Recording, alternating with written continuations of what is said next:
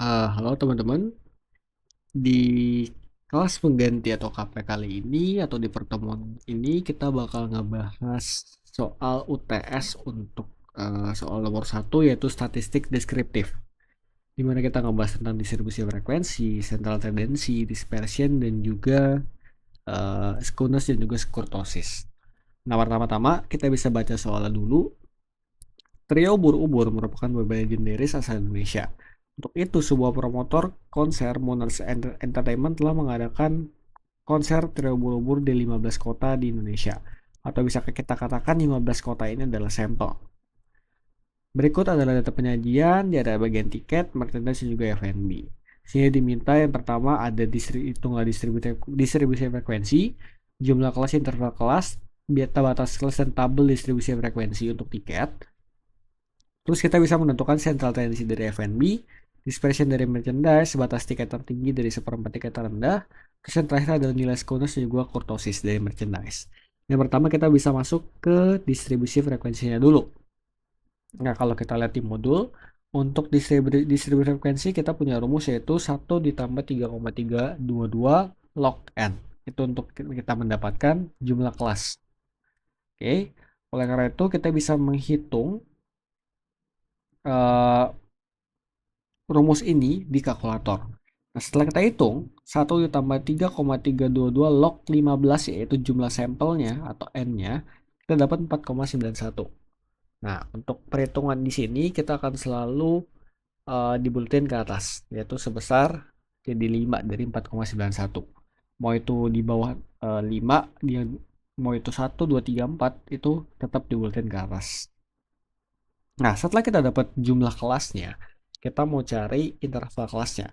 Menggunakan rumus apa? Kita gunakan rumus interval kelas sama dengan nilai observasi terbesar dikurang sama nilai observasi terkecil dibagi sama banyaknya kelas. Atau banyaknya kelas yang kita udah dapetin itu sebesar 5.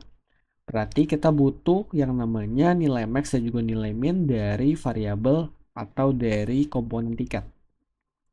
Nah, kita bisa masukin di Excel.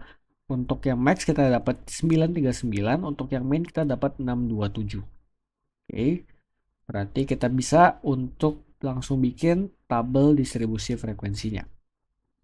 Oke, kita bisa masuk ke SPSS, terus kita masukin data ya, data yang tadi kita bisa masuk by Excel dan juga atau input satu-satu dengan manual. Setelah itu kita bisa masuk ke menu transform. Kita bisa masuk lanjut ke record into different variables. Nah, untuk yang ini kalau misalkan teman-teman udah tes, di reset aja. Sini karena kita mau bikin distribusi frekuensi untuk tiket, jadi tiket ini dimasukin sebagai target variabel. Nah, untuk namanya kita ubah menjadi kelas. Nah, terus bisa kita klik change. Setelah itu kita harus ubah value untuk dijadikan distribusi frekuensi seperti ini ya, di old and new values.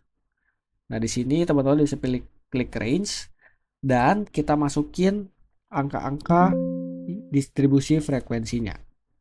Nah, karena tadi kita dapat jumlah interval kelasnya itu 62,4 dari max dikurang min dibagi sama jumlah kelas dan ini udah ada rounded ke atas, berarti jarak antara interval kelas ini selalu 63. 627 ke 690 itu 63, 689 ke 752 itu 63. Jadi akan selalu 63. Misalkan beda berarti ada kesalahan waktu teman-teman input angkanya. Oke, untuk ini kita pindahin ke sini 627, 689 jadi value-nya 1. Kita klik add. Terus untuk 690 ke 752 value-nya itu 2. Klik add. Untuk yang 753 sampai 815 value-nya itu 3 kita add. Terus untuk 816, 878 value-nya 4 kita add. Terus untuk yang terakhir 879, 841 kita add. Jadi sore 941 kita add. Nah, untuk 1 2 3 4 5 ini berarti adalah urutan kelasnya. Oke, berarti sudah sesuai. Kita bisa klik continue. Nah, setelah itu untuk outputnya sendiri teman-teman bisa close dan di sini di bagian data bakal muncul kolom baru namanya tuh kelas. Itu tadi udah kita buat. Setelah ini kita bisa masuk ke variable view untuk kita ubah value-nya. Nah, untuk tipenya stay in numeric aja karena biar muncul sebagai distribusi frekuensi kayak gini. Terus caranya gimana? Di kolom kelas untuk value-nya kita edit. Teman-teman bisa klik terus klik yang titik 3. Oke, di sini kita bisa masukin untuk value-nya 1. Untuk labelnya kita bisa masukin ulang yang ini. Jadi 627689, klik add. Terus yang kedua 6900752 kita klik add. Terus yang ketiga 753815 kita klik add. Berikut keempat kita masukin 816 ke 878 kita add. Untuk yang terakhir 5 berarti 879 kita ini ke 941 kita klik add. Setelah udah semua kita bisa klik oke. Nah, berarti untuk value untuk kelasnya itu udah berubah menjadi frekuensi kayak gini. Setelah itu kita bisa masuk ke menu analyze, terus descriptive statistik, frekuensi. Setelah itu, karena kita targetnya adalah kelas yang udah kita buat, berarti kita tinggal variabel target untuk kelas. Terus untuk display frekuensi table saya jangan lupa dicentang. Setelah itu kita bisa klik OK. Nah, dan bakal muncul nilai beserta frekuensi yang dimiliki oleh si masing-masing value yang kita udah buat. Nah, kenapa ya 690 sampai 752 nggak ada? Karena memang nggak ada. Karena memang 0 frekuensinya. Berarti otomatis kita bisa tulis seperti ini. 5 untuk yang pertama, yang kedua berarti 0 karena nggak ada. Terus yang ketiga 753, 8163, dan 879 sampai 941 itu 4. Dan kalau dijumlahin hasilnya sama dengan 15. Berarti untuk soal nomor 1 kita sudah selesai. Nah, kita lanjut untuk yang kedua. Tentukan central tendency dari FNB. Oke, kita balik lagi ke data yang kita punya. Terus kita masuk ke menu analyze. Oke, analyze, describe statistik, terus frekuensi. Ini boleh di reset. Nah, untuk target variabelnya kita masukkan FNB sesuai dengan yang diminta dari soal. Setelah itu kita bisa masuk ke menu statistik. Untuk bagian central tendency bisa dicentang semua. Nah, berarti untuk meannya 586,47, mediannya 579, modusnya 500, dan sumnya 8797. Dan teman-teman bisa catat semua untuk yang central tendency. Berarti yang kedua udah kejawab, kita lanjut ke yang ketiga. Tentukanlah dispersion dari merchandise. Kita masuk ke lagi ke SPSS, analyze, descriptive statistik, frekuensis, di reset aja. Karena ini merchandise targetnya. Kita masuk ke merchandise, terus ke menu statistik. Nah, di bagian dispersion bawah sini kita centang semua. Oke. Ini merchandise. Nah, di sini udah kelihatan variansinya berapa, range-nya berapa, minimum berapa, maksimum berapa, main-nya berapa, dan juga division-nya berapa. Jadi tinggal ditulis aja. Terus standar error of main-nya berapa. Lanjut, berarti soal nomor 3 sudah selesai. Kita lanjutkan nomor 4. Tentukan berapa batas tiket tertinggi dari seperempat tiket terendah. Karena dia dari tiket terendah, berarti hitung itu dari bawah, dari 0. Alias akan ditambahin. Misalkan seperempat dari tiket terendah berarti 0 ditambah seperempat. Berarti 0,25 atau persentil ke 25. Kalau misalkan tiket tertinggi, ya berarti hitungnya dari 100 alias dikurangin. Kayak gitu. Ini kita balik lagi ke SPSS. Kita balik ke analyze, descriptive statistik, frekuensis.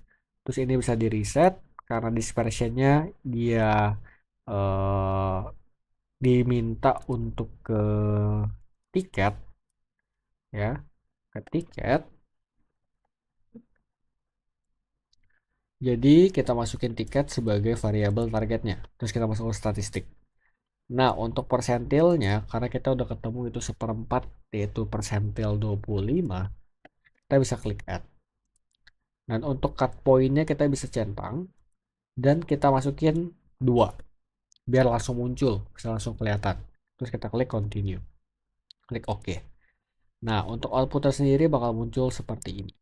Berarti persentil 25 ya, atau batasnya di persentil 25 itu sebesar 683. Oke, berarti untuk soal nomor 4 sudah selesai. Lanjut ke soal terakhir, tentukan nilai skewness dan kurtosis dari merchandise.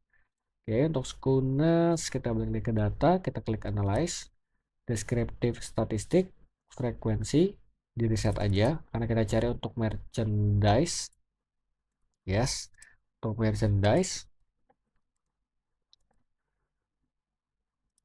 kita masukin sebagai variabel target, terus kita masuk lagi ke bagian statistik.